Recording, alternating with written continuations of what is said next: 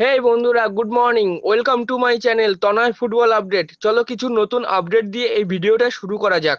বন্ধুরা, প্রথমে যে আপডেটটি দিয়ে শুরু করব সেটি হলো এএফএফ কিন্তু অ্যানাউন্সমেন্ট করে দিয়েছে যে এএফসি ওমেন্স এশিয়ান কাপে কোয়ালিফাই করার জন্য ইন্ডিয়ান ওমেন্স টিমকে $50,000 পুরস্কার দেওয়া হবে, এবং তারা এটাও বলেছে যে এই ওমেন্স টিমকে হাই কোয়ালিটি ট্রেনিং ফেসিলিটি এবং এরা যাতে ম্যাচ ফিটিং থাকতে পারে, তার জন্য ভালো ভালো টিমের সাথে যাতে তারা ফ্রেন্ডলি ম্যাচ খেলতে পারে সেই ব্যবস্থাও কিন্তু তারা করে দেবে। হ্যাঁ বন্ধুরা, এটা কিন্তু তারা অফিসিয়ালি জানিয়ে দিয়েছে।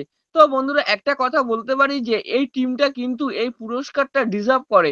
হ্যাঁ বন্ধুরা, এর আগেও কিন্তু এএফএফ ইন্ডিয়ান মেন্স টিমকে হংকং ম্যাচ জেতার জন্য এই $50,000 দেওয়ার অ্যানাউন্সমেন্ট করেছিল। তো বন্ধুরা, এই নিউজটা নিয়ে তোমাদের কি বক্তব্য আছে সেটা কিন্তু অবশ্যই কমেন্ট করে জানাও। বন্ধুরা, পরবর্তী আপডেটটি হলো এক্স কেরালা ব্লাস্টার্স এফসির 20 বছর বয়সী গোলকিপার সোম কুমার কিন্তু ডেবিউ করে ফেললো স্লোভেনিয়ান ক্লাবের হয়ে, এবং যেই ক্লাবের বিরুদ্ধে ডেবিউ হলো সেটিও ক্রোয়েশিয়ার একটি বড় ক্লাব। তো বন্ধুরা, দেখা যাক এরপরে কতগুলো ম্যাচ সোম কুমার এই ক্লাবের হয়ে খেলার সুযোগ পায়। তো বন্ধুরা, তোমাদের কি বক্তব্য আছে এই সোম কুমারকে নিয়ে সেটা কিন্তু অবশ্যই কমেন্ট করে জানাও। বন্ধুরা, পরবর্তী আপডেটটি হলো ইস্ট বেঙ্গলের 23 বছর বয়সী উইঙ্গার পিবি বিষ্ণুকে নিয়ে। বন্ধুরা, এই পিবি বিষ্ণুর সাথে কিন্তু ইস্ট বেঙ্গল 2028 সাল পর্যন্ত কন্ট্রাক্ট এক্সটেনশন করে নিয়েছে। হ্যাঁ বন্ধুরা, এটা কিন্তু তারা অফিসিয়ালি গতকাল জানিয়ে দিয়েছে। তো বন্ধুরা, এই কন্ট্রাক্টটা নিয়ে তোমাদের কি মতামত আছে অবশ্যই কিন্তু সেটা কমেন্ট করে জানাও। বন্ধুরা, পরবর্তী আপডেটটি হলো ভারতীয় সিনিয়র মেন্স ফুটবল টিমের কোচদের নিয়ে। তোমরা সবাই জেনে গেছো যে ভারতীয় কোচের জন্য এএফএফ একটা বিজ্ঞাপন দিয়েছিল।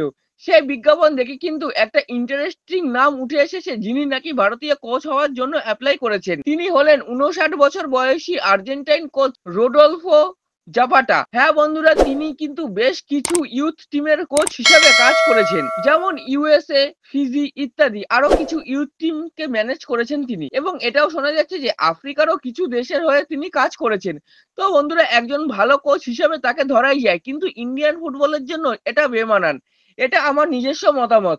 তো বন্ধুরা, এই কোচকে নিয়ে যদি তোমাদের কোনো মতামত থেকে থাকে তাহলে সেটা কিন্তু অবশ্যই কমেন্ট করে জানাও। বন্ধুরা, এই ছিল আজকের আপডেট। যদি ভিডিওটা ভালো লেগে থাকে তাহলে লাইক কমেন্ট শেয়ার করো এবং চ্যানেলটা অবশ্যই সাবস্ক্রাইব করো, এবং আমার ফেসবুক পেজ ও ইনস্টাগ্রাম আইডিটা ফলো করে রাখো সবার আগে আপডেটগুলি পাওয়ার জন্য। জয় হিন্দ, জয় ভারত।